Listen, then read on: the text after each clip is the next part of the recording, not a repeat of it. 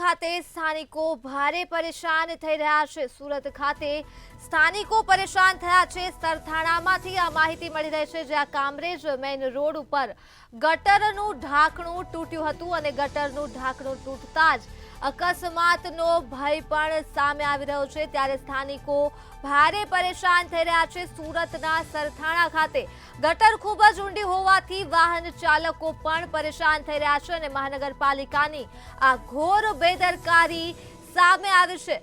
મામલો સુરતના સરથાણાનો છે। વિગતો મળી રહી છે, જ્યાં સ્થાનિકો ભારે પરેશાન થયા છે તો દુર્ઘટનાની રાહ જોઈ રહ્યું હોય તેવું લાગી રહ્યું છે। તંત્ર દુર્ઘટનાની રાહ જોઈ રહ્યું હોય ત્યારે કામરેજ મેઇન રોડ ઉપર ગટરનું ઢાંકણું તૂટી ગયું હતું અને ગટરનું ઢાંકણ તૂટતા જ અકસ્માતનો ભય પણ સેવવામાં આવી રહ્યો છે। ગટર ખૂબ જ ઊંડી છે, જેને લઈ વાહન ચાલકો પણ ભારે પરેશાન થઈ રહ્યા છે।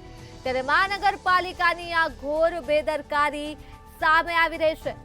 ગટર ખૂબ જ ઊંડી છે, જેને લઈ વાહન ચાલકો પણ પરેશાન છે અને સરથાણાના સ્થાનિકો પણ પરેશાન છે અને મહાનગરપાલિકાની આ ઘોર બેદરકારી સામે આવી રહી છે। ત્યારે જો કોઈ પણ અકસ્માત સર્જાશે તો અહીં જવાબદાર કોણ રહેશે? એક ગંભીર સવાલ ઉઠી રહ્યો છે તંત્ર સામે। સુરતના સરથાણાથી આ વિગતો મળી છે, જ્યાં સ્થાનિકો ભારે પરેશાન થઈ રહ્યા છે।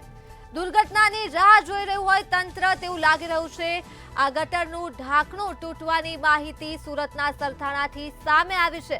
ત્યારે સ્થાનિકો ભારે પરેશાન થઈ રહ્યા છે, ઉપરાંત વાહન ચાલકો પણ પરેશાન થઈ રહ્યા છે। સુરત શહેરમાં પડેલા વરસાદને કારણે ઠેર ઠેર ખાડાઓ પડ્યા છે। એક તરફ સુરતમાં મેટ્રોનું કામ ચાલુ છે તો બીજી તરફ રોડ રસ્તા ખરાબ થઈ ચૂક્યા। ત્યારે સુરત મહાનગરપાલિકા દ્વારા જે રોડ રસ્તા પર બનાવવામાં આવેલા જે ગટરના ઢાંકણાઓ છે તે પણ અનેક જગ્યાએ તૂટી ગયા છે।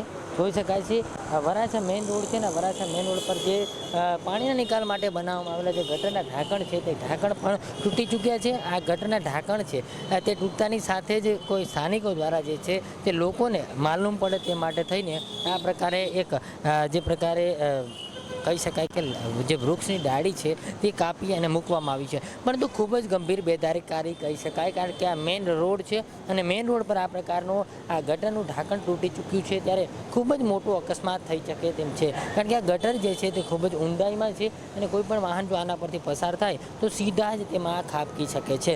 એટલે સુરત મહાનગરપાલિકા દ્વારા જે પ્રકારે કામગીરી કરવી જોઈએ તેવી નક્કર કામગીરી અહીંયા જોવા નથી મળી રહી અને સુરત શહેરની અંદર ઠેર ઠેર આ પ્રકારના દ્રશ્યો સામે આવે છે।